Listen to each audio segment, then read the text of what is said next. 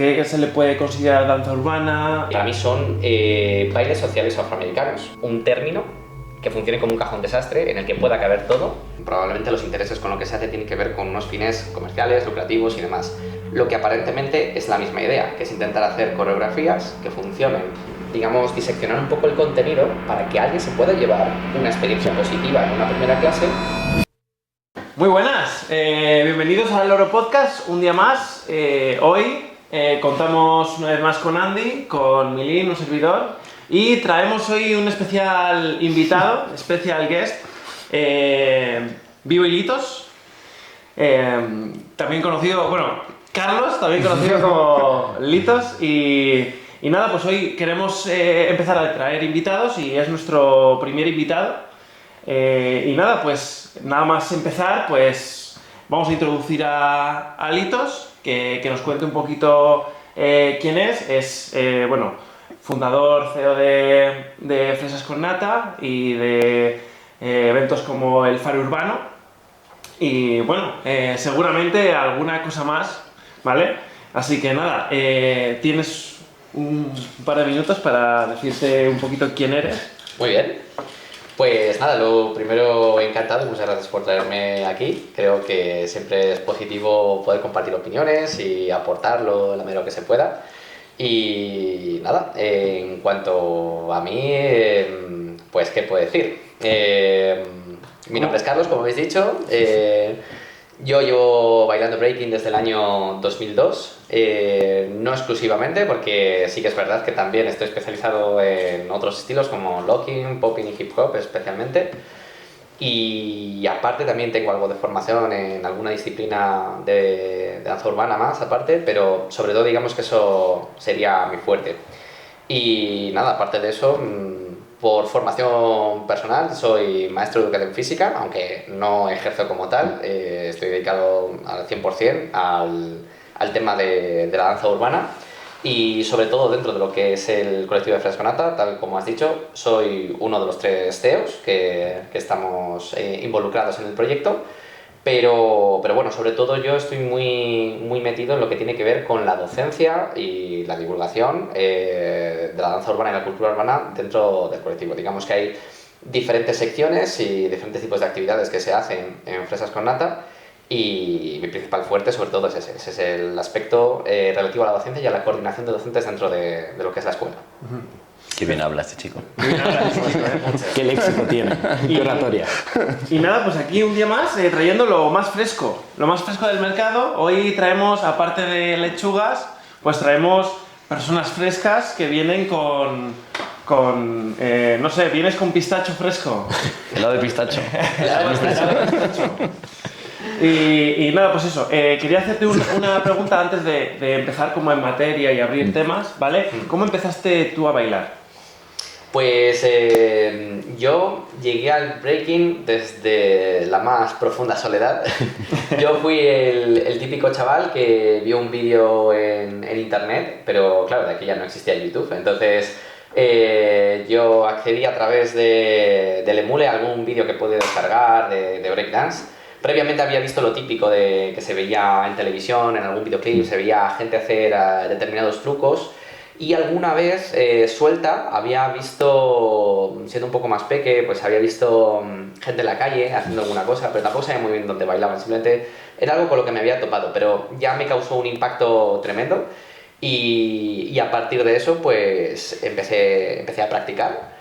Y como os he dicho, pues lo hice desde la más profunda soledad porque no conocía a nadie que quisiera, mis colegas, mis amigos, los que juegan al fútbol. Entonces yo me ponía a un lado, me ponía aparte y me ponía a practicar mis cosillas y así me fui iniciando.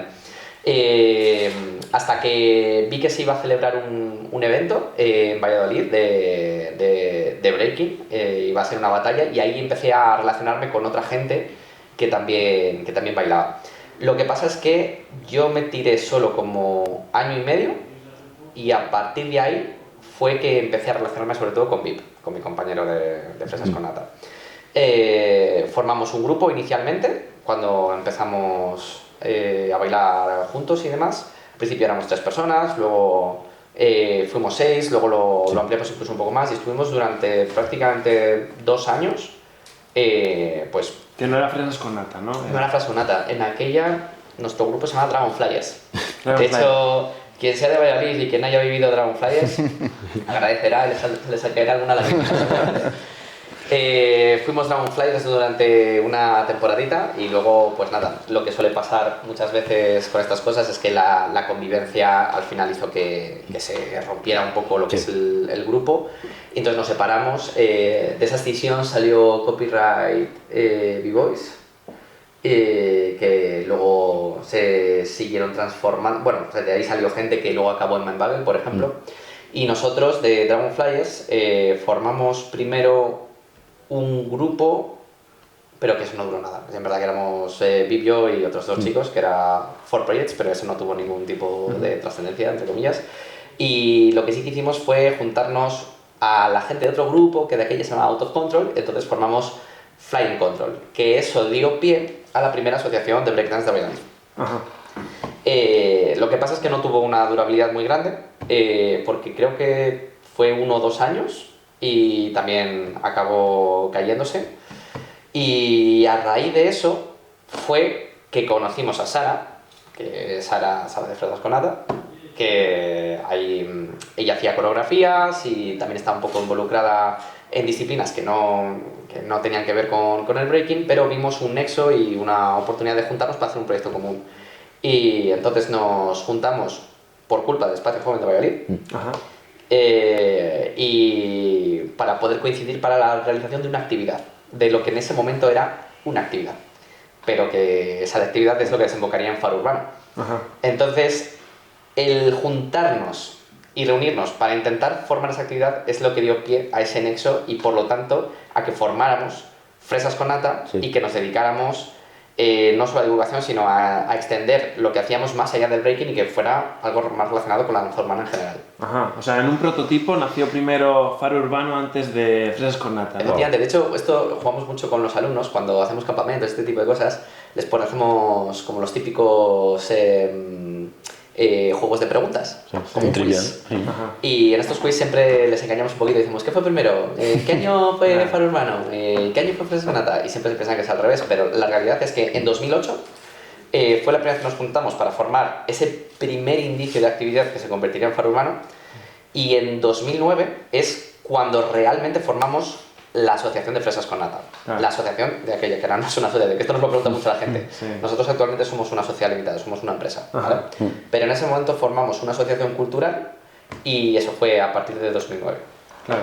Y bueno, ellos fueron los creadores del Faro Urbano, que es un evento que se lleva haciendo años. ¿Ya cuántos? Pues desde desde 2009. 2008 hasta la actualidad 18 años. va para 18 años. Lo único sí que es cierto que hubo un año, que mucha gente no piensa esto, pero hubo un año que no se hizo, Ajá. que fue el Cuarentena, ¿no? 2016, Ajá. que fue el año Sí. que formamos la empresa Yanden.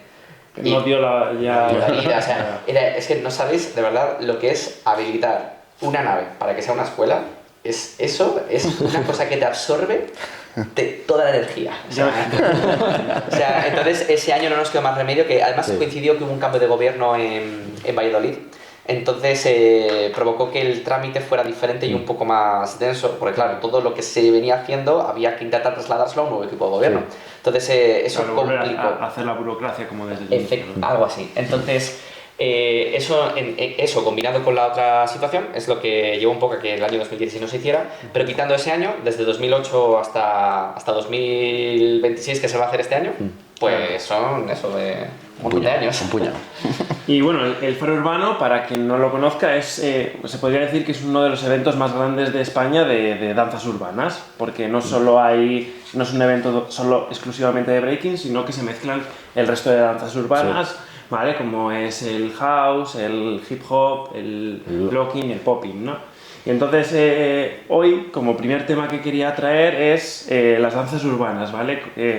¿Qué se le puede considerar danza urbana? ¿Qué aspectos, para no excluir a ninguna danza urbana o no, qué aspectos debería tener una danza urbana para decir, vale, esto sí que tiene indicio de danza urbana y esto igual pues no tiene tanto indicio de danza urbana, ¿no? Hay ejemplos claros donde podemos decir, vale, esto es danza urbana fijo y esto pues no lo es, pero hay otros estilos donde hay igual pues matices más grises. Entonces, queríamos hablar un poquito con uno de los creadores del evento de danza urbana más grandes de España, para que nos diera un poquito también de luz o de visión de cómo lo ves tú. Claro, vale, ahí es una cosa importante intentar dejar claro que esto requiere de un esfuerzo de estudio y requiere pues intentar hacer las cosas con propiedad, pero además intentar aproximar una postura sin hacerlo desde el totalitarismo, porque además al final tenemos que entender que la danza urbana es una cosa de la cual no quiero decir que nos apropiemos, pero no hemos inventado nosotros. Entonces, claro, tener la autoridad para decir esto es danza urbana sí y esto no, es un poco complicado. Y como dices, hay veces hay matices, hay grises en los que no es tan fácil. Entonces, yo creo que lo que sí que es importante hacer, al margen de lo que yo considere que sí sea o no sea, creo que está muy guay hacer ese intento de definir qué parámetros creemos que se supone que debería tener algo para ser considerado danza urbana. Entonces, ahí yo sí que tengo una opinión al respecto. Y para mí, las danzas urbanas, o por lo menos cuando reflexiono es lo que intento pensar que es, para mí son bailes sociales afroamericanos que tienen una base fundamentada en el intercambio, en la comunicación, a través de lo que es el cuerpo y la danza. Claro. Eso es. Entonces, yo parto de esa premisa.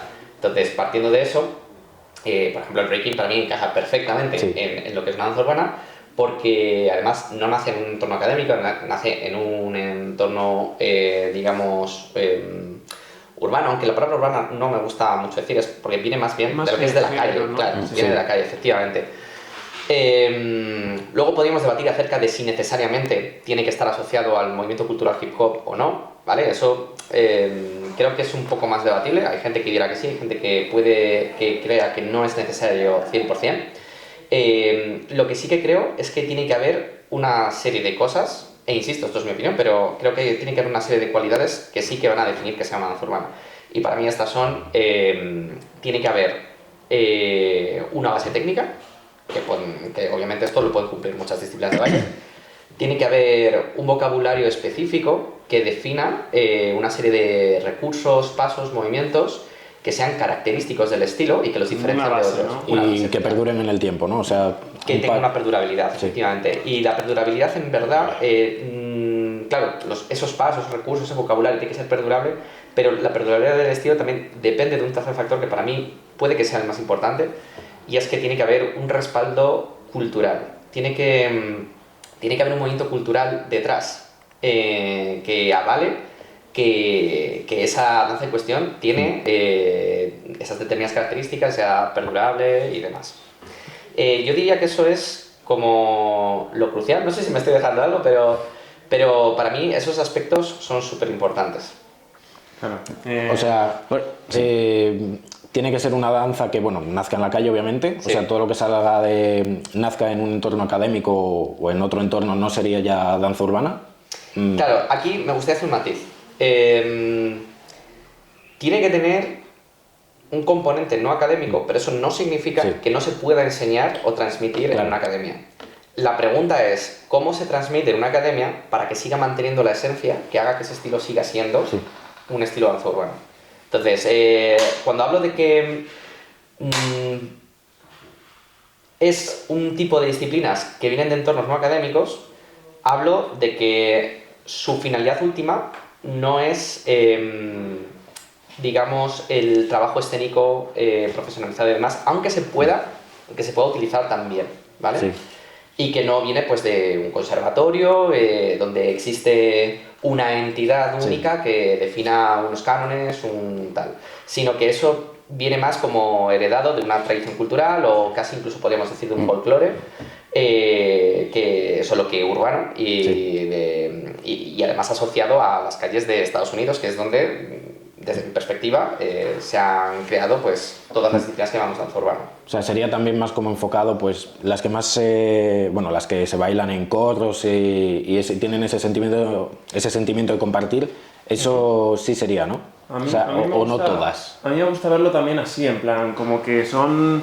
las danzas urbanas fomentan un poquito también esa interacción. a la interacción del cypher o de una jam, ¿sabes? Y no tanto el espectáculo per se, sino que, bueno, pues tú bailas breaking no necesariamente para una competición, sino que también como algo social, de decir, bueno, pues se hace aquí un corro y se genera aquí una especie de diálogo en una cipher. Bueno, ¿no? así empezó el breaking. Claro. Se empezaba bailando en corros. Entonces, por eso para mí el breaking es, claro, una danza urbana, porque como que tiene casi prácticamente los valores que para mí tendrían que tener la danza urbana. O sea, tú, por ejemplo... Bueno, una forma fácil de diferenciarlos sería las que nacen eso en un entorno más para corros que para compartir y demás, y otras serían ya el foco escénico, ¿no? Por ejemplo, a lo mejor el ballet no es urbano, es ya para una puesta en escena, a lo mejor el comercial también, el contemporáneo, o sea, eso que es más enfocado a realizar una pieza, a una exposición, eso no entraría, ¿no? ¿O sí? O con matices. A ver, tú puedes hacer una exhibición de locking Efectivamente. sin ninguna... Sí, pero me refiero a que nazcan precisamente para eso, en plan, dentro de ciphers, para compartir, o que nazcan precisamente ya para hacer un producto.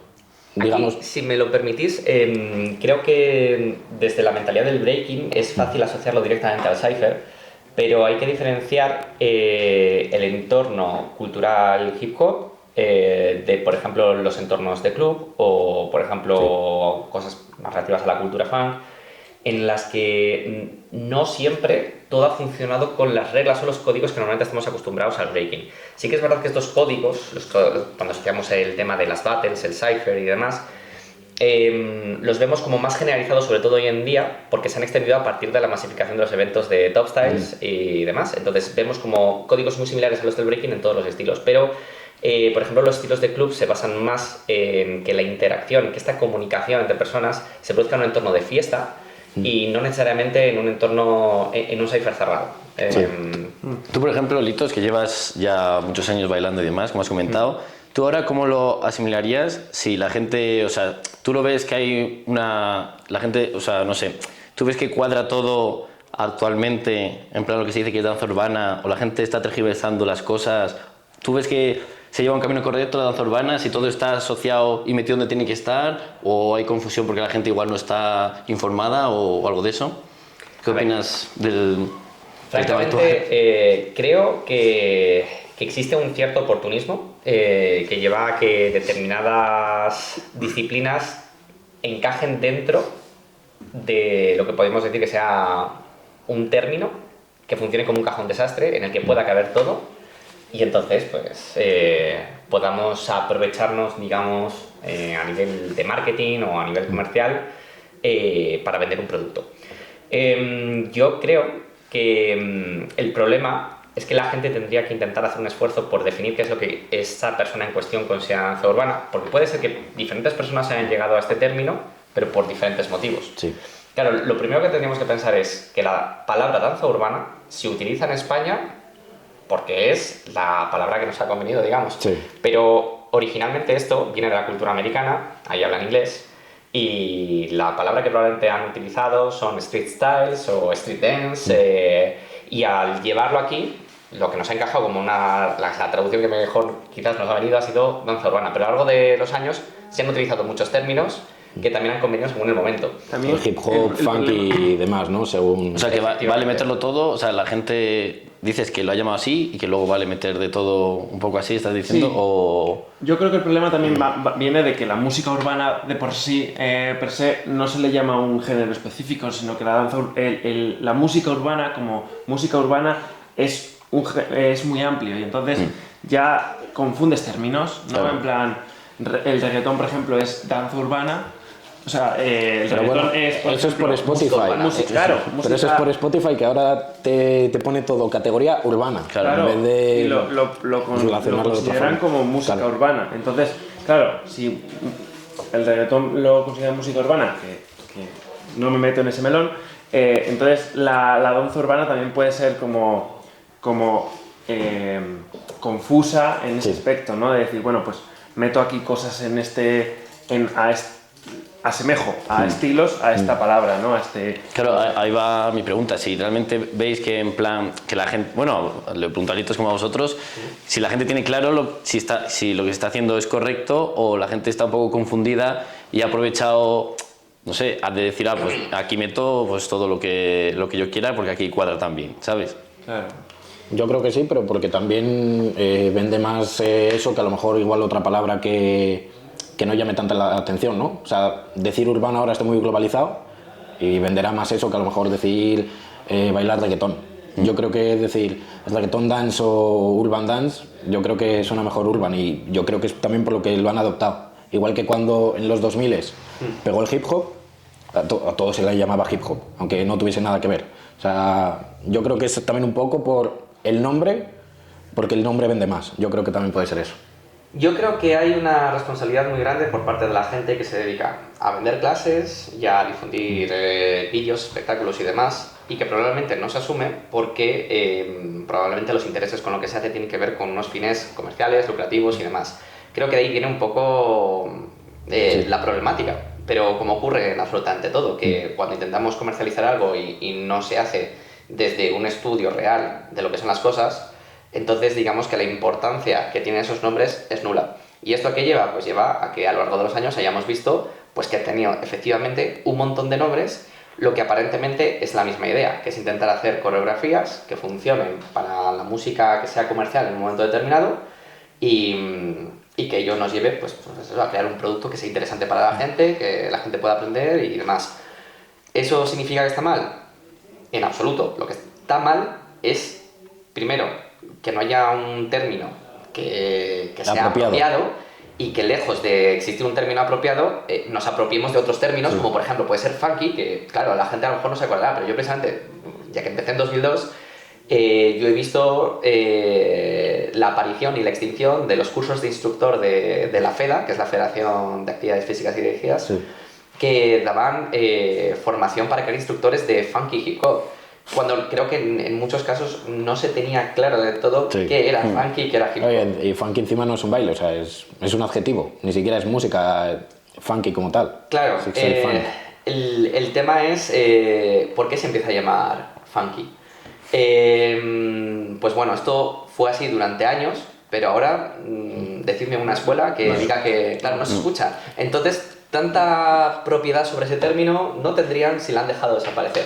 A veces también pienso que viene un poco del tema, del tema de por hacer marketing. O sea, si se ve claro, por ejemplo, en el ejemplo de Zumba. Si tú en un gimnasio pones Zumba, se entiende claramente que son clases de cardio de baile. Pero si pones, yo qué sé, otra cosa tipo de cardio dance, la gente ya, como no lo asocia a Zumba, pues ya no me apunto. Entonces igual el término de danza urbana también sirve a veces para captar más... Sí, es un poco lo que yo he dicho, pero yo creo que también eso viene porque se ha hecho mal las cosas antes, no se ha hecho o no se ha divulgado la información como se tenía que haber divulgado, y por eso yo creo que ahora hay desinformación y... Pero mismamente al término de funky había mucha gente que se estaba dando cuenta, pero otra gente que quedó doy clases de funky en su academia la hostia de tiempo, o sea, como que estaban desinformados así a la larga y ahí quedaba hasta que dijeron, ostras, que ya esto no está, ¿sabes? Entonces también yo creo que la gente o no llega a la información o no quieren buscarla tampoco y les va... Claro, pero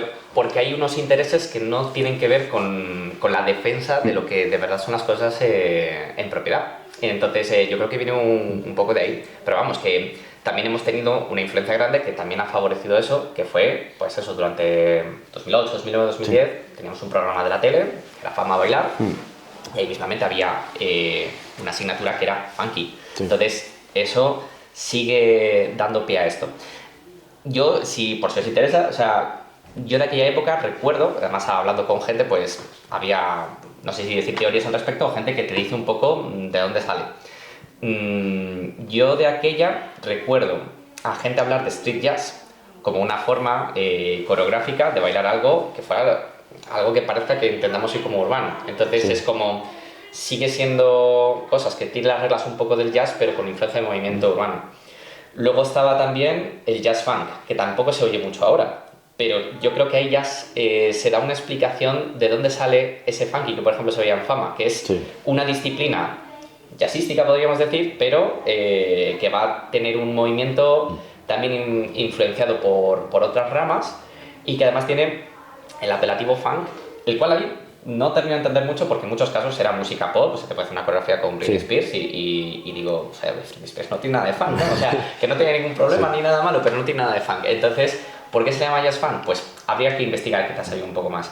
Pero también oí otra versión que no sé si me estoy columpiando, pero bueno, yo la comparto por si acaso a alguien le interesa.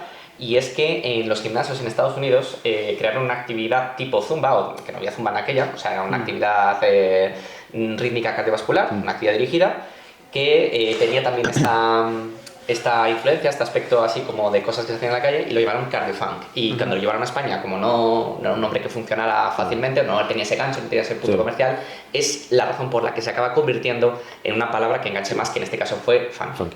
¿Vale? Y el problema es eso, es el ver cómo puede haber una discrepancia tan grande entre lo que entiendo que es funky, que para mí funky es James Brown, y lo que hacían a nivel de movimiento, a nivel musical y demás en esto. Pero bueno, tuvo un recorrido, estuvo unos años, se veía por todos lados y de repente esa palabra se empieza a dejar y da pie a otras como danza urbana o ahora commercial dance, por ejemplo. Claro, bueno, no, yo iba a pasar a otro tema. Yo tengo una duda en el tema del comercial, ¿vale? Porque yo he hablado con mucha gente comercial y hay veces que la gente de comercial sí lo ve como danza urbana, o se apuntan a gente, mucha gente se apunta a baile urbano, ¿no? Que se lleva también en academias, pensando o con la idea de bailar comercial dance. Y a veces como que esos términos se confunden, no es que se confundan, sino que a veces la gente que se va a apuntar a danza urbana, lo que realmente se quiere apuntar es a comercial, ¿sabes? Y no a danzas urbanas per se. Y entonces hay gente que se apunta y dice, ostras, sí, no estoy donde yo quería estar. Claro, y hay a veces que niños o que se apuntan a una cosa y dicen, ostras, no es exactamente lo que yo me quería apuntar. ¿Cómo podríamos ayudar a esa gente a solucionar ese problema, ¿no? Pero yo creo que el problema dando bien la información. El problema también es más de, yo creo que sí tienen claro en qué apuntarse porque es lo que están viendo. Lo que no tienen claro en qué se han apuntado. Sí, no tienen claro el nombre. Yo es que creo que va todo por el nombre, o sea, por marketing, luego si se usa tanto de marketing, luego no tiene un significado real, se tergiversa el significado. Yo creo que al final es todo eso, el no poner el nombre que debe tocar. Luego yo creo que es lo que crea pues confusiones y... Claro, ellos visualmente saben lo que quieren hacer, porque lo están viendo en amigos o lo que sea, o tal, pero ellos llegan allí y están, para mí, desinformados, incluso estando recibiendo las clases. En ningún momento nadie le dice, claro, estás haciendo esto porque sale de aquí y tal, ¿sabes? Simplemente lo hace y ya está, y está a gusto porque lo ha visto, pero no sabe...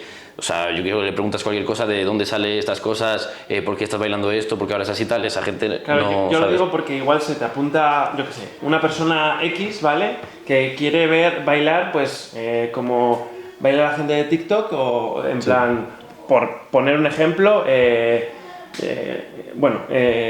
un bailarín de comercial, ¿no? Y dice, quiero aprender a bailar este estilo.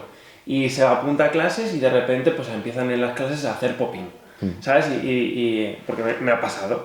Y dicen, joder, yo no quiero aprender esto, ¿sabes? ¿Por qué tenemos que bailar esta canción y no bailamos Superestrella de Aitana, ¿sabes? Sí. Yo quiero bailar Superestrella de Aitana. Y entonces ahí eso es donde a mí me surge la duda, ¿sabes? Es decir, ¿vale? ¿Cómo le explico yo al niño de 10 años, ¿vale? Que lo que se tiene que apuntar igual es a comercial o en vez de a danzas urbanas. Pero yo creo que ahí volvemos a lo mismo, yo creo que es eso, o sea, si todo tuviese el nombre como tiene que tener, yo creo, es al final la gente sabría dónde tiene que ir. Claro. Si se le llamase a eso, a lo que busca el chaval, se supiese que siempre va a ser comercial, no se llamase en un lado danza urbana. Claro, pero el problema está que quien imparte igual tampoco lo sabe. Entonces, en plan, ahí yo creo que una desinformación ya de... Venimos ya de desinformación de mucho antes. Es realmente muy grave porque el niño que busca danza urbana, bueno, que busca comercial y dice que quiere apuntarse a danza urbana, no tiene una responsabilidad porque ese niño no tiene... Claro, ese niño tiene, digamos, una cierta actitud ignorante, pero porque es normal, porque él está buscando que alguien le enseñe. Entonces es normal que parta de eso. La responsabilidad gorda viene del profesor que no es consciente o que no se ha hecho preguntas al respecto de qué es lo que bailo, por qué lo bailo y por qué se llama como se llama y cuál es su verdadero nombre. Ese es el problema, que hay profesores que no hagan eso. Vosotros en la escuela de Fresas con Nata, ¿cómo lo hacéis? ¿Cómo dividís cada uno de los apartados de las clases? Claro, yo te quería preguntar también, que va de la mano con esto, si te ha pasado justo este caso, en plan de que quieres, bueno, te llega algún alumno que en su mente danza urbana es pues lo que sale en TikTok, vídeos así más virales y tal, y se encuentra que en una clase de urbano pues no se hace eso, y se hace también más freestyle, no es todo coreografía. Efectivamente. O sea, ¿ha llegado alguna persona así y luego pues como a lo mejor se ha enganchado o no le gusta o...?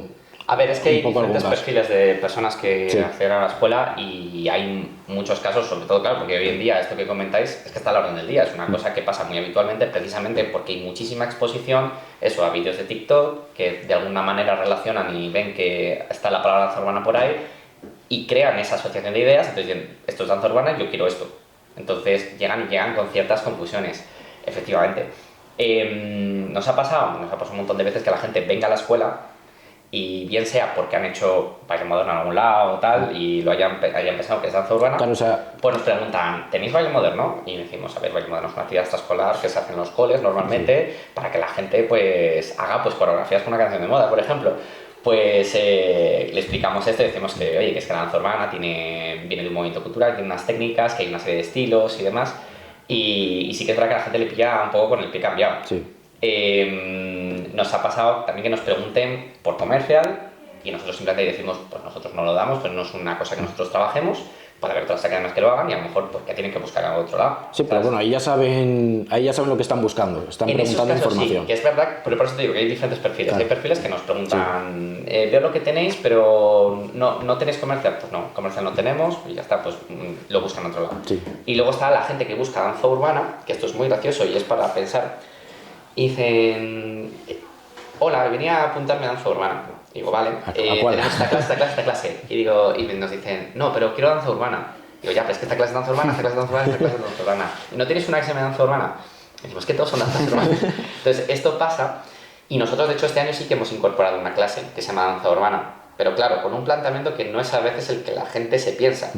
No es una clase de comercial, es una clase que lo que se hacen es tocar de una forma un poco más superficial que en el resto de clases una técnica, o sea, una base, unos fundamentos básicos de cada estilo al que nosotros llamamos danza urbana. O sea, que a lo mejor haces un poco de Claro, hacemos popping, un poquito luego de locking, un poquito de locking. popping, un Yo tengo una poquito de duda. dancehall. ¿Por qué no dais comercial? No damos comercial, primero, porque en nuestro equipo no tenemos a nadie que realmente tenga un conocimiento fehaciente de ello. Y segundo, porque no comulga con lo que nosotros entendemos como danza urbana. Y en esto, pues yo entiendo que puede haber opiniones diversas, por eso yo insisto mucho en la idea de que cada uno tiene que hacer su propio estudio y definir qué es lo que consigue que es danza urbana. Y yo, desde mi conocimiento, experiencia y por los años que llevo, yo asumo que danza urbana es una cosa y para mí lo que veo como comercial no va en la línea de lo que yo trabajo, intento divulgar, promover y demás. Yo opino un poquito como tú, en plan, para mí el comercial sí que tiene alguna relación con las danzas urbanas, pues porque tiene algunas bases en los que sí que se coge pasos de las danzas urbanas, pero también coge pasos de otro tipo de estilos que no son danzas urbanas, ¿no? Por ejemplo, de hills o de cosas así, ¿sabes? Que dices, vale, el comercial tiene otros cimientos en los que tiene parte de danzas urbanas, pero no es 100% danza urbana, ¿no? Porque sus valores o lo que sea, ¿no? Sus objetivos igual del comercial pues va más a buscar un escenario más que a una cipher, ¿no? Sí. Entonces, yo creo que en ese aspecto, pues eso, el comercial se difiere ahí un poquito, ¿no? Coge quizá un camino diferente. Bueno, y ya que estamos hablando de eso también, porque como hacen el evento urbano y tal, bueno, ahora sí especificáis más, pero imaginaos, no sé si en alguna época hicisteis un all style. Claro, entonces eso tuvo que ser dificilísimo, o sea, juzgar eso, ¿no? Porque claro, al final ahí estaba metiendo comercial Pero entonces, claro, ahí era urbano el comercio que metían. No sé si se lo preguntar. ¿Pero qué es en el All Styles que hacemos en Faro? Sí, por ejemplo, ahí cómo lo juzgáis, cómo lo metéis dentro Claro, de esa rama y tal. El All Styles de Faro Urbano, que se llama Twist Styles, se llama así porque funciona... Bueno, en su día nos inspiramos un poco en el aspecto del juego del Twister, pero en verdad no tiene nada que ver con el juego del Twister. Lo que tiene es una ruleta con diferentes géneros musicales, no estilos de baile, claro. que conste, ojo, que muchas veces cuando pensamos en un All Styles pensamos en gente de diferentes disciplinas o estilos de baile que convergen y que te puede tocar pues, bailar una cosa u otra. Sí. Pero en este caso son géneros musicales, entonces no hay un género dentro de la ruleta que sea comercial. Pero hay gente, yo sí he visto gente que compite y mete mucho estilo comercial, ¿no? Mucho... Claro, el tema ahí es que, o sea, primero, a lo mejor sería interesante decir qué es un All Styles, porque además, no sé si os queréis meter o no, pero bueno, hay gente que debate acerca de si es lo mismo un All Styles que un Open Styles, si hablamos de una cosa o de la otra. Generalmente, cuando se hace un All Styles, realmente la gente lo que habla más bien es de un Open Style, es decir, que tú bailes con tus bases fundamentos de lo que sea que tú tengas y te adaptes a cualquier estilo. Y esto es lo que pasa un poco en el Twist, es que la gente viene, baila con sus propios fundamentos y técnicas y baila el género musical que sea, como sea. Sí. Y entonces para esto lo que utiliza son pues sus propias herramientas para demostrar en la medida de lo posible que tiene musicalidad, carisma, ingenio, creatividad, pero no hay nadie que esté juzgando, yo creo, no estoy en la casa de los jueces, pero la idea de un All Styles de este tipo no es que el bailarín defienda a la perfección la técnica, por ejemplo, de un flair, sí, o la técnica de un paso específico de un estilo como por ejemplo un Scooby-Doo. O sea, si haces un Scooby-Doo y lo haces alterado, modificado con una técnica no tan buena, no va a llegar, probablemente nadie va a decir claramente lo voy a hacer perder, porque en ningún momento fue de eso. Entonces, ¿a qué nos lleva esto? Pues que alguien podría venir con herramientas aprendidas de clases comerciales, o de comercial dance, o de coreográficas incluso, que aplicadas dentro de este tipo de juego pueda demostrar musicalidad, carisma, y una serie de cosas que sí le pueden hacer llegar lejos dentro de este evento. Pero es por las características de All Styles, que no va a primar tanto la técnica como si va a primar estos aspectos referidos a musicalidad, creatividad... Sí. Y en vuestro All Style, el Twist Style, ¿tenéis breaking? O sea, se puede claro, es que breaking es un género, es un estilo de baile, no es un género musical. Vale. O sea, como que el b-boy ahí...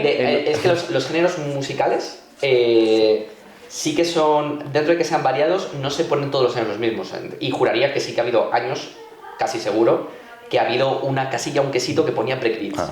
Pero si no está invitado el bailarín de breaking. O sea, jugaría con desventaja al ver que... Pero es que tampoco creo que el objetivo sea el que haya un breakbeat para que un b-boy pueda bailar, o sea, sino que... Es adaptarte. Claro, el b-boy puede bailar, está invitado a bailar, lo que pasa es que va a tener que adaptar sus recursos de breaking a música que no sea breakbeat, o que no sea... Pero bueno, puede ser breakbeat, pero si te pongo rap vas a poder bailar breaking perfectamente. Entonces, y si te pongo música clásica, pues te costará, pero ahí es donde demostrarás tus recursos, ¿sabes? Pero le va a pasar al b-boy, no es una cosa contra el b-boy, le va a pasar al b-boy, pero si viene un bailarín de dancehall y le ponen la Macarena, ¿cómo bailas dancehall con la Macarena? Porque puede pasar, entonces va a tener las mismas dificultades que un b-boy. Entonces realmente no hay una limitación ahí para que pueda entrar un b-boy. Lo que pasa es que sí que es verdad que yo personalmente, aunque nosotros hagamos un All Styles, yo creo que, y esto es un tema que también puede ser candente, creo que ha habido demasiados All Styles y creo que se han sobremasificado y saturado todo de All Styles, y habría que preguntarse para qué hacemos tantos All Styles y cuál es la finalidad del All Styles, porque para mí, a veces, precisamente por este aspecto, pasan dos cosas. Una, que determinados recursos de determinados estilos van a ser más útiles que otros y por lo tanto puede haber una predominancia, por ejemplo, de muchos wackers o de gente que baile popping, por ejemplo, no sé, por decirte algo, tampoco quiero especificar. Y a lo mejor resulta que pones en menos b-boys porque no encajan tanto o no funciona para adaptarlo a tantos estilos. Pero que no sé, que a lo mejor lo ves y yo te digo, yo he visto años que ha habido b-boys que han arramplado directamente con el evento. Entonces tampoco creo que sea como este estilo o este otro. Pero sí que creo que hay veces que hay estilos que están más representados y otros que menos. Y el otro problema gordo que veo en los All Styles es que la técnica pasa a un segundo plano y esto hace que se diluya el interés de la gente por profundizar en un estilo tal cual es de forma genuina y lo único que busca es la espectacularidad y el tener más de todo y profundizar. Y de hecho es que esto se ha acrecentado mucho cuando no solo se ha masificado en eventos corrientes, sino que encima llegan marcas comerciales tipo Red Bull y te crean un evento súper tocho y súper grande, como el Dance Your Style, y resulta que no solo pasan todas estas problemáticas, que podríamos hablar acerca de cómo resolverlas, sino que encima el criterio está en manos de gente no experta. El criterio está en manos del público. Del público, con tarjetas rojas y azules, deciden si gana el equipo rojo o el equipo azul. Y esto lo que hace es que pongamos en manos de gente que no sabe, con menos criterio, la opinión acerca de quién es mejor o peor bailarín. Entonces, ¿qué criterios van a utilizar? Pues aquellos que se fijan en la espectacularidad. Entonces, yo creo que de verdad aquí hay un problema, pero tiene que ver un poco con, bueno, que se resolvería tan sencillo como simplemente que no estuvieran tan masificados los All Styles y reivindicar un poco la existencia de battles o eventos en los que, por un lado, se puedan hacer battles o se hagan otro tipo de actividades que no sean battles, como eventos de Cypher, por ejemplo, y por otro lado, el que se vuelva un poco a los estilos, a que se hagan batallas por estilos de forma independiente, para que cualquier persona que baile o practique estas disciplinas tenga su espacio. Que el que baile locking diga, joder, el mes que viene hay un evento de locking, voy a ir a la batalla de locking. O si hay uno que sea de walking, pues que sea específicamente de walking. Y que eso es lo que yo echo un poco en falta. También te quería preguntar, ahora que hablas así de muchos estilos y tal, por ejemplo, bueno, en vuestra escuela tenéis breaking. Sí. ¿Crees que el breaking cuesta más llevarlo que otros estilos o que hay menos interés o algo así? O sea, nosotros en esta época en el podcast hablamos bastante de eso, de que igual el breaking últimamente... Lo vemos sobre todo en León, que en León es como que cuesta mucho moverlo en general, tanto en la calle, en conseguir cosas, en escuelas, cuesta mucho mover el breaking. Igual, bueno, porque tú eres de Valladolid, que no lo hemos dicho, igual allí es diferente la cosa, está mejor o incluso está peor. Y tú de una escuela, ¿cómo afrontas esa problemática? O si tú la percibes, claro, porque igual en Valladolid no se percibe y solo se percibe aquí en León. Claro, creo que si una escuela promueve valores que están más relacionados con la coreografía y lo comercial, y dadas las tendencias que a lo mejor vemos en redes sociales y demás, es más difícil que el perfil de las personas que van a ir a este tipo de escuela se vayan a interesar por breaking con las características que tiene en cuanto a movimientos acrobáticos o predominancia del freestyle, cyphers y este tipo de cuestiones. En nuestro caso, yo creo que no pasa precisamente porque los valores en los que nos basamos es en el valor cultural, comunitario. Nos basamos mucho en el freestyle, aunque utilizamos la coreografía, porque también tenemos compañía propia, creamos shows escénicos y también tenemos grupos de competición coreográfico, ¿vale? No es que abandonemos la coreografía, pero sí que partimos de la base del freestyle como herramienta para intentar transmitir lo que son estos estilos en esencia, como estilos que nacen en las calles con la idea de lo que habíamos dicho, esta comunicación. ¿Qué pasa? Que en ese entorno, una clase de breaking funciona ya de base porque la gente que viene, el perfil que viene a nosotros es un perfil que está más acostumbrado ya a estas cuestiones. Y luego aparte, en nuestro caso, sí que vemos que el breaking tiene un potencial visual muy grande y que la gente en verdad sí se engancha.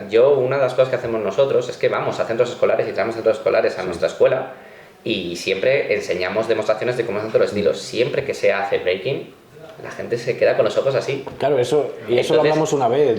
El breaking, con lo impresionante que es, como no hay más gente que diga, joder, quiero probarlo, quiero hacer esto. Claro, por ejemplo, nosotros en nuestra escuela tenemos 2 clases de breaking general actualmente y tenemos 2 clases de breaking infantil. Sí.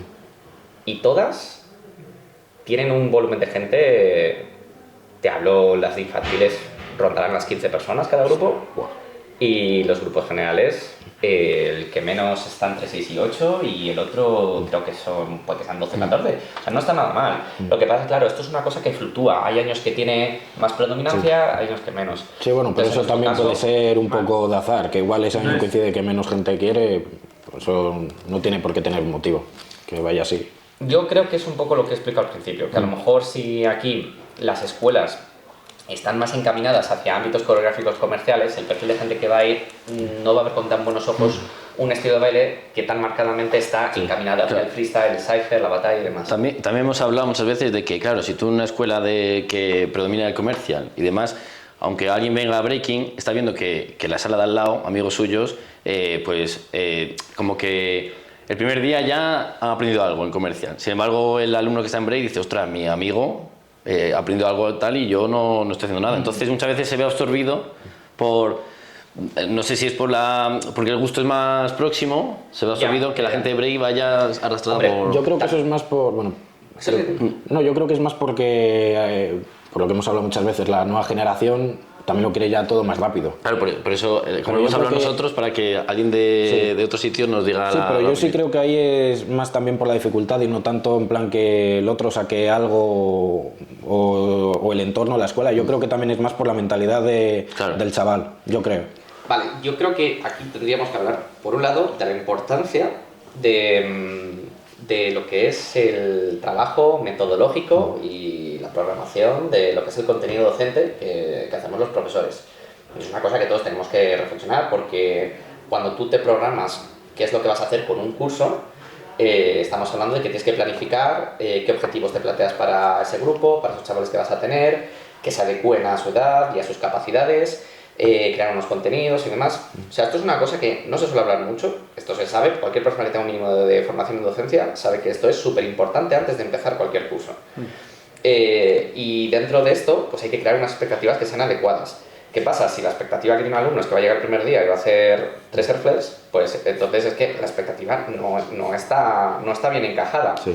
Ahora, yo creo que cualquier profesor que damos breaking, creo que podemos, digamos, diseccionar un poco el contenido para que alguien se pueda llevar una experiencia positiva en una primera clase y que pueda ir aprendiendo pues, sus primeros pasitos, sus conexiones, aunque sean con cosas muy sencillas. Yo, por ejemplo, en una primera clase de breaking tengo muy claro que quiero que se lleve una imagen general, pero que sea algo que sea asequible para que no tenga la sensación de que es imposible. Sí, no ponerles a hacer cosas raras. Pero porque a lo largo de los años yo lo he intentado de muchas formas y me di cuenta que cuando enseñaba la cosa más difícil que se me ocurría era acomodarme. Claro, pero eso al final tiene fin, aunque no lo hagas al principio, aunque tú al principio esté dando fácil, hay un momento que se va a topar con una pared más grande. Se va a topar con una pared, totalmente cierto. Pero yo creo que si se hace de forma progresiva y consigues enganchar a ese alumno desde, a lo mejor, contenidos un poco más sencillos, se puede ir enganchando. Un problema que vemos nosotros también es que vemos que el bailarín que se apunta a clases de breaking necesitamos, para que él quizá evolucione un poquito más, que entrene fuera de las clases de baile, que no solo se dedique a las clases de baile, porque igual en otros estilos sí que se ves un crecimiento notorio solo en clases de baile, pero igual en breaking necesitas también un entrenamiento fuera de las clases de breaking para poder evolucionar de una manera más progresiva.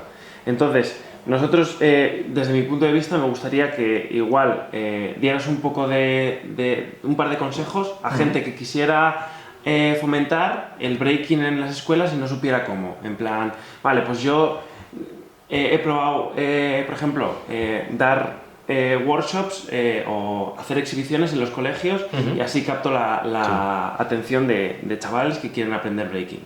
¿Qué consejos les darías a esas personas que... Vale, para promoverlo? Por ejemplo, lo que acabas de mencionar como estrategia de captación es interesante. El problema, de hecho, es muy efectivo, o sea, funciona muy bien, porque como decíamos antes, en cuanto ven algo estructurado, bien hecho y demás, y encima que tiene cierto grado de espectacularidad, es como, ¿quién no se va a sorprender? La cosa es que luego vean y digan, ¿yo soy capaz de hacer esto? Claro, porque ahí también está la cosa. Alguien puede pensar que algo es increíble, pero puede pensar que no está capacitado. Claro, o sea, igual hacer a lo mejor un show o algo así y aparte una clase enseñar un poco de básico. Claro, la clase, lo que decíamos, si tú haces una clase en la que tú le haces ver a la gente que sí que puede ir aprendiendo algo y aparte haces una exhibición en la que les enseñas lo que pueden llegar a hacer, entonces puedes tener una estrategia de captación buena. Pero el problema no es la captación, el problema es la retención. ¿Cómo consigues que esa persona en el tiempo, cuando pasen los meses y todavía tenga muchísimo por hacer hasta que coja forma eso, le retengas? Pues esto, en verdad, no es que pase eso en el breaking. El popping es un estilo de baile muy complejo a nivel de control neuromuscular y demás, y normalmente no ves un resultado decente hasta pasados, no meses, en algunos casos años. que bueno, hay casos y casos, pero es muy difícil. Entonces también hay ese problema de retención. ¿Cómo se puede favorecer la retención? Para mí, la clave está precisamente en todas esas cosas que te aporta lo cultural. Y es que si tú creas otro tipo de eventos, actividades complementarias, espacios donde la gente pueda entrenar y comentar las clases, puede favorecer que la gente no solamente vaya a la clase y se quede en la clase. Nosotros cuando creamos la escuela había una cosa que teníamos clara, y es que no queríamos que la escuela fuera un lugar donde la gente iba a su clase y se iba a casa. Entonces, ¿cómo lo hicimos? Pues lo primero, en la escuela creamos un espacio al que los alumnos podían ir independientemente de la hora que fuera y del día que fuera. O sea, es como un espacio abierto libre que nosotros llamamos el Rincón de Pensar, y allí tienen libros de cultura urbana. Lo de arriba. Sí. Y por ejemplo, tenemos un libro de breaking súper interesante que se llama Foundation, que os recomiendo leer, de verdad, es un libro cortito, relativamente corto. Yo lo compré, pero lo compré en inglés. Yo lo tengo en inglés, lo que pasa es que, bueno, a mí no me importa leer. Claro, la gente que sabe. La gente limitada. Sí, pero es ameno, es interesante, además coge muchos testimonios guays y te habla cosas como incluso estructura musical y demás. De verdad que es un libro que merece la pena, pero la cosa es, ese contenido está ahí y la gente puede venir y simplemente leerlo, o puede coger y quedar con gente y charlar de las clases. Entonces ya creamos un entorno que no es exclusivamente para que la gente vaya a su clase. Luego, aparte, una cosa que hacemos desde que nosotros teníamos el local anterior en el que estuvimos, es que nosotros los viernes cortamos las clases a partir de cierta hora para habilitar una de nuestras salas y convertirla en un espacio de entrenamiento, como si fuera el espacio joven si lo pides, o como si fuera una sala que tengas para entrenar. Con el matiz de que si eres alumno de la escuela, no tiene ningún coste adicional, no es una actividad dirigida, puedes ir y venir siempre que quieras, puedes irte cuando quieras, y ahí lo que vas a tener es un espacio de convivencia donde vas a bailar con otras personas que están en tu misma situación, que también necesitan entrenar, que necesitan gente con la que bailar, y lo ven. La cosa es crear un lugar pues donde alguien pueda acudir más allá de sus clases. Sí. Entonces, claro, nosotros como escuela queríamos buscar esas estrategias pues precisamente para eso, para que la gente viera que puede bailar más allá de las clases. ¿Cuál es el resultado? Pues que obviamente la gente viene, entrena más y por lo tanto pues se produce ese punto de... ese círculo vicioso, ¿no? También es difícil conseguir... Bueno, en plan, es que eso sería ideal. O sea, en León también, ojalá... nosotros entrenamos en verano en la cúpula y eso podría ir todo el mundo a entrenar y tal. Lo único que aquí como que la gente se cierra mucho a juntarse no solo con otras clases sino con otros estilos. Como que eso sería lo ideal, pero la gente no lo hace. Y encima de eso es cultura, ¿no? Familiarizarse así y tal. Claro. Entonces la gente o no lo hace por desinformación, porque eso es como se avanza y aprendes otros estilos y respetas otros estilos y demás. Lo único que, por ejemplo, allí en Valladolid tenéis suerte que lo tenéis, lo habéis conseguido, ole por vosotros, pero aquí en León es algo que eso es inexistente. Pero también Eso no creo, existe. porque se ve también como si fuese esto una actividad extraescolar, el baile en general, y no como algo más allá. Porque tú si intentas llevar a un niño a una competición de breaking, por ejemplo la Liga de Castilla y León, muchas veces los padres te van a poner pegas o te van a decir que no directamente. Pero eso es una estrategia muy buena, por ejemplo, para hacer esa retención y esa sensación de tengo que bailar y entrenar más. Lo de la liga, dices. La liga de breaking me parece algo buenísimo. Sí, precisamente Sí, para- pero yo lo pongo como ejemplo porque a mí me cuesta mucho en plan sacar a gente de las clases. De lo que están Y- acostumbrados. sí. En plan, es cómodo llevar al niño a clase, recogerlo y despreocuparte ya hasta la Sí, semana que viene. como Entonces, si le tienes que meter a inglés. Pero, por ejemplo, si fuese algo como al fútbol, al fútbol yo no creo que falte ningún entreno. Si te pones malo, si tienes un catarro, no te deja tu madre faltar al fútbol. Luego los sábados, que es día reglamentario de partido, te van a llevar. Entonces yo creo que también eso, que se vea solo como una actividad extraescolar y no como algo más allá. Tampoco sabría ponerle un nombre, pero que se le dé la misma importancia. A ver, pero eso es un problema que tenemos en España, en que cualquier cosa artística le concedemos una relevancia general tirando abajo. Sí. Claro, pero por ejemplo, O sea que- los grupos de competición de, Claro, eso sí, de comercia, van mejor. ¿sabes? Ahí sí que los padres sí se comprometen con los niños a llevarlos a los entrenamientos para que se preparen las competiciones para luego ir a la época de competiciones que empiezan. Porque lo están pagando.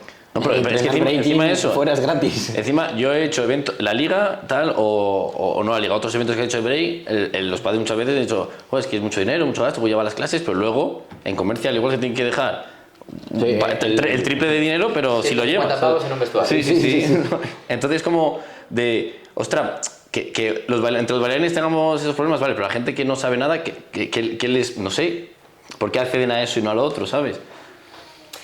Claro, pues es que ahí lo que hay que preguntarse es cuál es la imagen que tienen esos padres de la actividad que hacen sus hijos.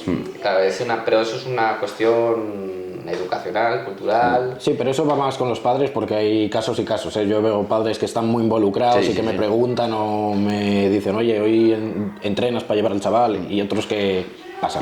Tú pones algo por un grupo y nadie dice nada, ¿sabes? Y otra cosa, ahora en los workshops, o sea, si tú un niño está apuntado a clases de break, ¿vale? Si se apunta a un workshop o a un taller de breaking o tal... O sea, ¿vale? una clase externa, ¿no? Una clase externa, bueno, igual en un niño se ve más, pero el perfil una persona adulta que se apunta a un workshop de breaking. Quizá eso, a ver cómo lo planteo. Eso lo veo como que desde el punto de vista del b-boy es como... Ya lo conozco todo. Hay como mucho ego en la parte de los workshops de breaking. Es como, pues yo no me apunto porque ¿qué me va a enseñar esta persona acerca de tal? Pero sin embargo, en los workshops, en otro tipo de comunidades, como es el comercial o bueno, cualquier otro tal, hablo de comercial porque es el tema también que estamos hablando hoy, en ese aspecto, pues es como muchísimo más en comunidad. Lo tienen muy bien instalado como comunidad de, me apunto al workshop de esta persona porque me va a enseñar esta coreografía. Y sin embargo, en el mundo del breaking lo veo como que, lo veo como con mucho ego, ¿no? No me apunto porque ¿qué me va a enseñar esta persona? No sé si ego, pero también veo que claro, tú de una clase de breaking vas a sacar algo de información, pero a lo mejor sales sin haber sacado nada nuevo.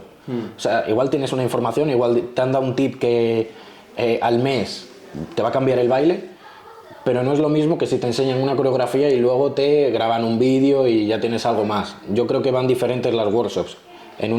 No te digo que te ofrezcan más o menos, pero que en una sales con resultados y en el breaking... Yo he visto en muchas workshops de comercial gente que ya se sabe la coreo y ir a la workshop de la coreo igual. ¿Por el vídeo? Por la fama del vídeo y demás. Pero claro, es que el problema es la motivación por la que tú vas al workshop. Y claro, volvemos otra vez un poco al tema de cuando la finalidad es económica. Si lo que quieres es mover gente, vas a buscar las motivaciones que más busque la gente. Claro, entonces probablemente sea mucho más fácil conseguir esa captación cuando la motivación es el conseguir un resultado, que va a ser un vídeo X y hacer una coreografía. Pero también os diría que puede que no sea tan así, a lo mejor como os pensáis, porque a lo mejor sí que veis que hay un workshop y que va un montón de gente a un workshop de coreografía, pero yo sé de muchas personas que de diferentes ciudades de España están organizando workshops y están teniendo problemas para sacarlos adelante. Nosotros, en general, desde la época del COVID, hemos notado un bajón terrible, pero terrible, tanto por parte de la gente de nuestra escuela como de gente de fuera que venía a workshops, a la hora de apuntarse a workshops de diferentes disciplinas. No os hablo de breaking, estoy hablando de un workshop de danza en el que antes a lo mejor te salía súper fácil 40 personas, ahora tienes que estar todo el día dando la chapa para que te vengan 22, por ejemplo, y eso por hablarte de algo que funciona más o menos relativamente bien, pero el propio Faro Urbano ha llegado a tener workshops con la gente que traemos de juez. Hemos llegado a tener a 50 personas en un workshop y tener que desdoblarlo en 2 porque había una demanda loca y años en los que en estos años hemos tenido workshops con 5 personas. ¿Y por qué crees que en el comercial no hay esa bajada de personal? Yo creo que si investigáis un poco, yo sí sé de entornos de eso comerciales que sí que están, primero, que están viendo que les cuesta más sacarlo porque aunque tengan gente, a lo mejor en nuestro soco nos parece mucha gente, pero aunque tengan gente tienen menos que antes y que además esa gente que va encima desde una perspectiva que es la de voy solo si me interesa la coreo, entonces necesito que primero me digas no solo la persona que va a venir a darlo, sino saber qué coreo va a dar para saber si quiero o no quiero. Claro, y también depende de los números de quién vaya a darlo. Esa motivación antes no estaba. O sea, quizá estamos un poco sesgados por las redes sociales que vemos ¿Cuánta gente tiene la gente en clase? Hombre, seguro, te voy a decir, seguro 100%, si haces un workshop de breaking y haces un workshop de comercial, seguro va a haber bastante más de comercial. Sí, bueno, la aceptación está claro que... Sí, pero bueno, eso ya pues porque de sí hay más bailarines, entonces ya de por sí va a haber más gente, Claro, pero claro. ¿por qué creéis entonces que todos los workshops han bajado? Porque si también comercial ha bajado, ¿por qué Pero yo, por creéis que ejemplo, todos? no lo veo comercial. Yo es más, lo veo al revés. ¿Se han subido? Yo veo que, en plan, que hay mucha más gente que antes, que las escuelas en comercial les va mejor que anteriormente y que los eventos de comercial pocos caen o se anulan por problemas de gente y tal. No como yo he ido a eventos de breaking que hemos hecho un evento de smoke porque éramos 7 compitiendo, ¿sabes? Ya. Yo lo que veo es que eventos de breaking no hay.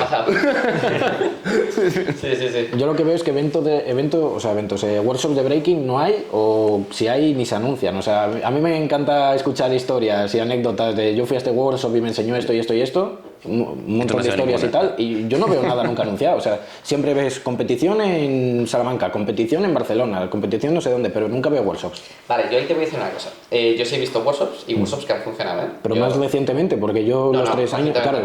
Pero sí que es verdad, nosotros por ejemplo en Faro siempre nos hemos quejado mucho de ver que incluso la comunidad de B-Boys de Valladolid a lo mejor no se interesaban o no iban a workshops que hacíamos con gente muy guay, ¿sabes? O sea, que hemos tenido, no sé, hemos tenido a One, hemos tenido a Just Do It, por ejemplo, y a mucha más gente, ¿sabes? Y nunca había mucha gente interesada en esos workshops. ¿Cuál es el tema? El tema yo creo que es el tener una raíz autodidacta que te hace, primero, estar muy acostumbrado a aprender solo y segundo, no necesitar un resultado como el de una coreografía. Entonces, y además eso, los workshops de breaking no son coreográficos generalmente. Claro. Entonces, yo creo que no ha habido una cultura educativa suficientemente buena para que los b-boys apoyen este tipo de actividades. Y en algunos casos, pues sí, ha habido workshops de breaking que han funcionado. Yo recuerdo, por ejemplo, hace bastantes años en React ver workshops con B-Boy Dien, por ejemplo, y con algún bestia más. Con Venom, por ejemplo, también estuvo por ahí. Son cosas así que suelen. Y sí que había gente en el workshop, ¿sabes? O por ejemplo en Eurobattle siempre había workshops y había gente, pero también es verdad que por mucho menos dinero. Entonces, yo creo que el problema del breaking es un tema también un poco cultural, ¿no? También, es un tema un poco cultural y os voy a decir que es una cosa que se me asemeja un poco a algo que veo en el mundo del parkour. Porque nosotros también tenemos una parte de parkour en Faro Urbano y nosotros también hemos decidido en algún momento intentar sacar un workshop adelante. Hicimos una vez un workshop con Aaron, que es un tío que hace parkour que flipas, ¿vale? Y además también muy bueno en tricking y demás, y hizo un workshop del cual fuimos, creo que 4 personas, de las cuales 2 estamos involucrados en la organización del evento. O sea, para que te hagas una idea. Y claro, y piensas, ¿qué pasa? Pues creo que pasa algo un poco parecido, que es, no sé si decir que es ego, pero o querer aventurar una locura, como decir, si es algo que tenga que ver con la testosterona, no lo sé. O que esté pero como que no esté tampoco, como que no haya casado bien las clases a lo mejor con el breaking, porque igual, no sé, como que la mayoría de personas, por lo menos antes sí que empezaban en la calle, entonces igual puede ser eso. A mí me pasa un poco eso. Cuando yo empecé a bailar, yo iba a bailar con la gente de la calle, ¿sabes? Y con los b-boys de Ponferrada y demás. Y claro, alguna vez pregunté, oye, ¿de esto se da clases, tal? Y recuerdo una respuesta en plan, no, esto se enseña en la calle. No puede haber clases de breaking. El breaking se tiene que enseñar en la calle y si das clases no eres real. ¿No? Eso lo he escuchado también. A mí, gente de antes me dijo, no, en plan, yo doy clase de breaking porque el breaking no se puede dar clase. Y yo crecí un poco con esos valores. Entonces, sí. cambiarme esa mentalidad de decir, dar clases de breaking no es malo, sino que fomenta un poco que perdure en el tiempo, me costó a mí. Mira, os voy a decir una cosa que sí que me parece muy claro, que cuando se recibe solo clase de coreografía y cuando se recibe clase de freestyle, sí que cambia mucho eso, porque en verdad esa mentalidad, vamos a decir, un poco antigua, tiene que ver con la idea preconcebida que se tiene de cómo es una clase. Y cuando una clase, en tu visión, es como que es muy coreográfica, es que lo que está creando de ti es como alguien muy dependiente de que alguien te dirija y te diga lo que hacer. Y eso en el breaking no se concibe. Por eso yo creo que en parte no se ve como factible el que el breaking se haga en clase. Pero claro, es que, y vuelvo otra vez al tema de programación, metodología y demás, tú puedes crear una línea metodológica en la que fomentes que el alumno aprenda freestyle, tenga herramientas, baile por sí mismo, y entonces llegue a un resultado muy similar al que se consigue cuando se aprende desde la calle, pero con un poco más de facilitación de contenido filtrado, más rapidez en el aprendizaje y demás. O sea, se puede buscar eso. Pero me parece que es una teoría interesante, ¿eh? Yo tengo, por ejemplo, también otra, y es que la gente que empieza a bailar en la calle, también, no voy a decir que sea esto la norma ni nada, pero suele ser gente que no está acostumbrada a pagar por actividades formativas. También. Cosa que la gente de entornos coreográficos, comerciales, sí están acostumbrados a pagar por una actividad y demás. Entonces, si tú no estás acostumbrado a pagar y de repente te dicen, va a venir tal persona que tiene mucho conocimiento y te va a costar su workshop 25 euros, y tú no estás acostumbrado a pagar, no vas a querer pagarlos. Claro. Y vas a decir, pues muy bonito el workshop, pero yo no lo Pero quiero. lo aprendo por YouTube. y ya está. Claro. O, ¿para qué? Si mira, has hecho tal y ¿qué es lo que has aprendido? Y debes hacerlo y dices, pues mira, eso que has hecho lo hago yo ahora y ya está. Y no he ido al workshop y me ahorro los 25 euros. Ya está. Pues puede haber gente que piense eso. Que me parece que es un razonamiento equivocado, ¿eh? Ya. Pero, Sí, sí. pero creo que mi teoría va un poco por ahí.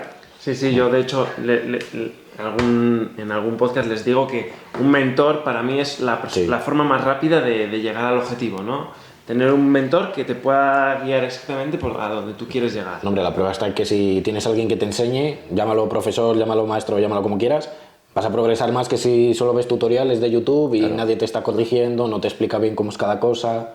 Claro, y mucho más rápido. Así que Y luego ya al final la diferencia entre alguien que te enseñe en la calle y otro que lo haga en una clase, o sea, tu profesor sigue siendo tu profesor, o tu maestro, como lo quieras llamar.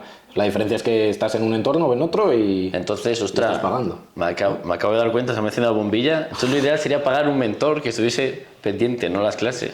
Piénsalo. Sí, ahora en Breaking hay mucho de eso. Hay muchos cursos, por ejemplo, SHH Training. En el mundo de freestyle de otros top styles se estila mucho el tener formaciones privadas, online además. Claro. Pero muchísimo. Y funcionan como mentorías. Sí. ¿Veis cómo no es malo? Y además son efectivas. Lo que pasa es que a mí lo que me pasa con esto es que es como lo que decía antes del tema de la gente que se acostumbra a recibir siempre una clase dirigida, y es que pierdes autonomía e independencia. Es que pasa el día que pierdes el mentor, ¿sabes? Seguir adelante. Claro, también tiene que haber un equilibrio ahí. Hombre, el mentor si es bueno, él sabrá, pues también guiarle por el camino y tal, para que en algún momento Sí, pero yo vaya creo que libre. también hay que hacer ¿Quién un poco de garantiza ambas. que el mentor realmente quiere mentorizarte con su mejor voluntad o solo quiere sacarte el dinero? También podríamos pensar... Es que, claro, existiendo eso en el mundo, claro, ya hay dudas. Pero bueno, vamos a intentar partir siempre de la bondad de la gente, ¿no? Ya, claro. Si no, ¿qué mundo se crearía? Bueno, pero igualmente también necesitarás ser autodidacta en algún momento. Aprender cosas también por ti mismo, entender tu estilo. También autodidacta muchas ser un cosas. poco solo, es como andar en bici, ¿no? Igual al principio te tienen que acompañar y tal, pero hay un momento que tú te ves que puedes gestionar todos los entrenamientos y tal tú solo, y al final, yo creo, yo pienso que es más así. No te, Si eres una persona que viene al mercado a comprar y escuchas a los podcasts, y seguro que te va... a los podcasts, si quieres cosas frescas, bueno, como si eres una persona que da clases en alguna escuela, ya que muchos bailarines que quieren vivir de esto pasan alguna vez por dar clases en alguna academia, plantéate siempre alguna vez, como dice Litos, qué quieres enseñar a lo largo del curso, más que ir día a día. Exacto. Porque yo cuando empecé a dar clases de baile me pasaba que, bueno, me dieron clases de baile, pues yo tengo conocimientos para dar clases de baile, pero iba día a día. No pasó hasta que pasaron 2 años que dije, pues igual necesito crear como una metodología, una programación de lo que quiero llegar a enseñar a los alumnos. Entonces, como cosa fresca que te puedas llevar hoy, incitar a la gente que está dando clases, ¿no? Un poco a hacer una retrospección de decir, vale, ¿qué estoy enseñando o qué quiero enseñar y cómo lo puedo adaptar en clases para que mis alumnos lo entiendan y no ir a clase y hacer coreo? Objetivos más lejanos, ¿no? ¿No? Sí. Una planificación a largo plazo, en plan, quiero que mis bailarines aprendan estos pasos, estos básicos, esta historia y tal. Así que lo voy a ir dividiendo a lo largo de todas las clases, ¿no? Está bien. Bien. Claro, el tema es que todo depende un poco de cuál sea el objetivo de ese profesor. Porque si mi objetivo es crear grupos de competición para certámenes coreográficos, pues estos aspectos van a ser menos relevantes. Claro. Claro, porque al final, digamos, la consecución de esos objetivos va a depender de otros aspectos que no son esos.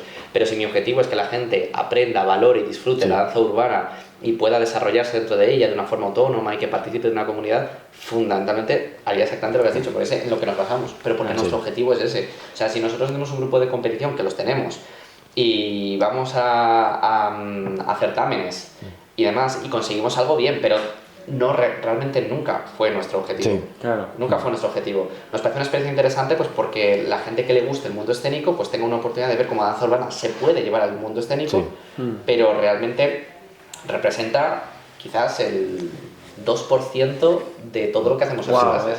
Claro, es que nosotros tenemos cerca de 80 horas de clase y los grupos de competición son 3.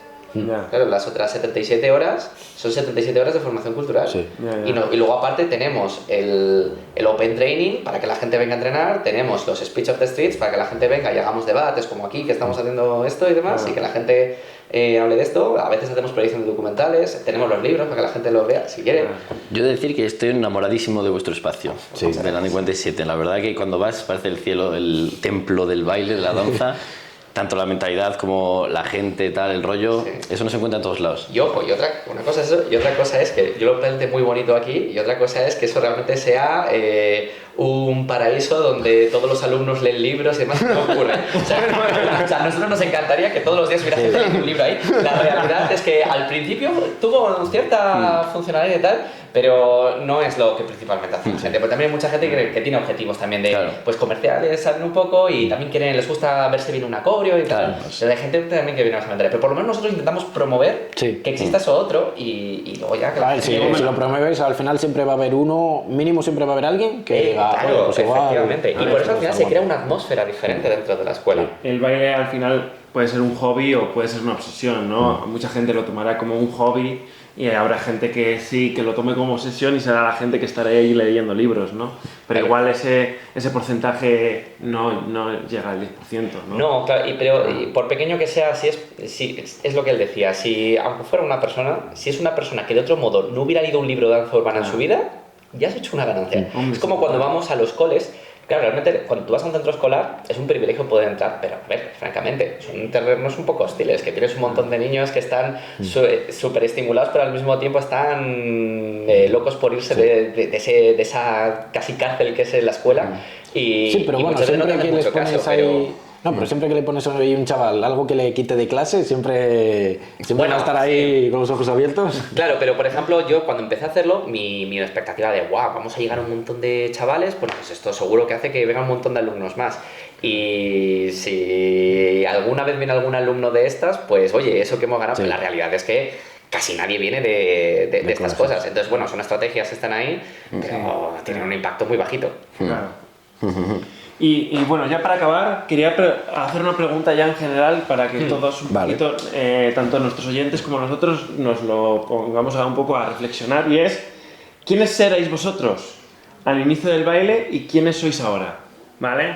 Empiezo con Mili, ¿vale? ¿Quieres hacerte esa pregunta? Pues yo cuando empecé, yo considero que era un inculto que solo quería acrobacia, power move, que la gente me aplaudiera, básicamente.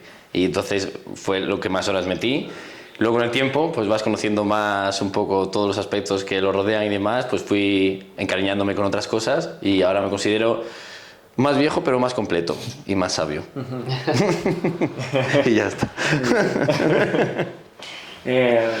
¿Tú, Jax? A ver, yo es que con 3 años solo bailando tampoco diría que ha cambiado mucho, más que mejorar mi baile poco a poco, pero sí que... Es que tampoco te sabría decir bien, porque al final creo que todavía le falta mucho a mi baile por madurar. Sí que al principio bailas más inconsciente o no tienes los mismos objetivos que luego poco a poco. Entonces yo al principio sí que empecé a bailar pues porque me prestaba al principio. Pero ya desde la primera, segunda clase ya dices, esto mola, quiero meterle más. Y al principio yo dije, pues esto está guay, como para ir haciéndolo de vez en cuando como hobby.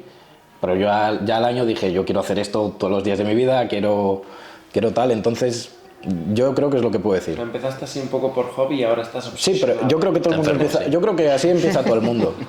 Yo creo que todo el mundo empieza por hobby y luego ya llega un momento donde o lo mantienes como hobby o sí que lo que es. Sí. ¿Tú, Litos? Pues a mí me pasa un poco como él. O sea, empecé pues probablemente buscando variación. De hecho, yo me acuerdo que empecé practicando solo y de hecho, claro, al principio, obviamente cuando empiezas no te sale nada y la gente pues, se reía bastante de mí, pero claro, cuando empecé a lo típico, las fiestas del cole, te sacas una rondada mortal teniendo 14 años. Y bueno, eso era la locura máxima. En esa época, claro, te haces unos molinos y la gente dice, pero ¿qué es esto? ¿Este alien? Claro, pues, he de decir que, claro, teniendo 14 años, que claro, al final no hay que dejar de darse cuenta que era una mentalidad, pues la de un adolescente casi. Sí. Y, pues claro, yo buscas validación. Entonces era un sujeto, pues tenía mis superficialidades y demás.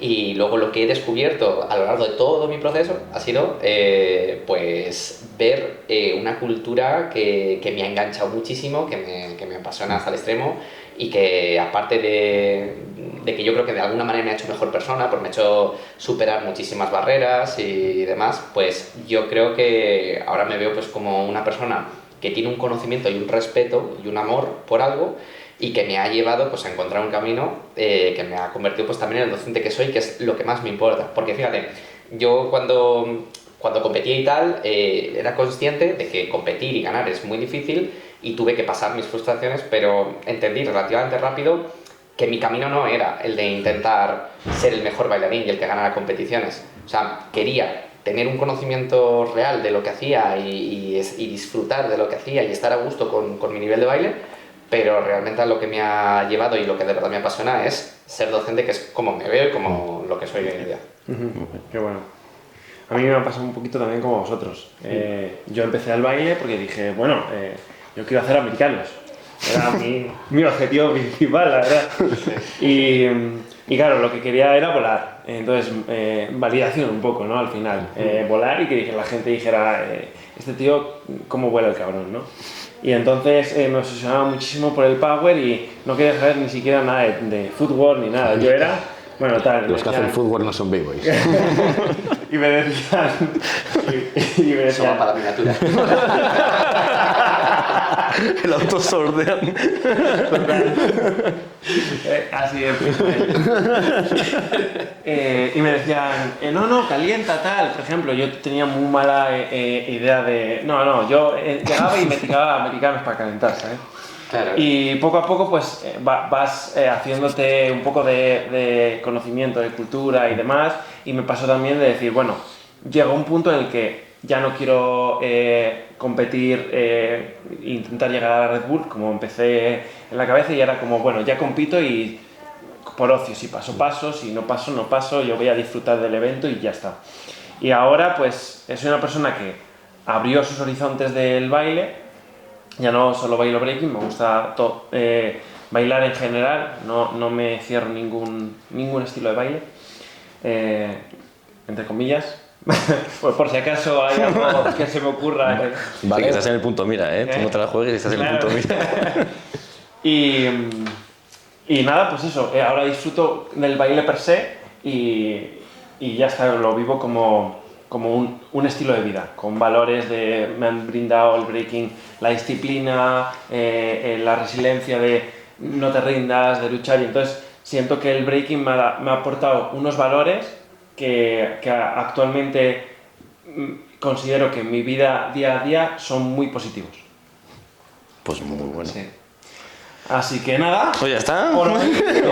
Muchísimas gracias a Litos por venir aquí y dar un poquito de su conocimiento, de su misión, visión y valores, ¿vale? Y espero que este podcast también os haya gustado, que no te lo cuente tu vecina Josefina.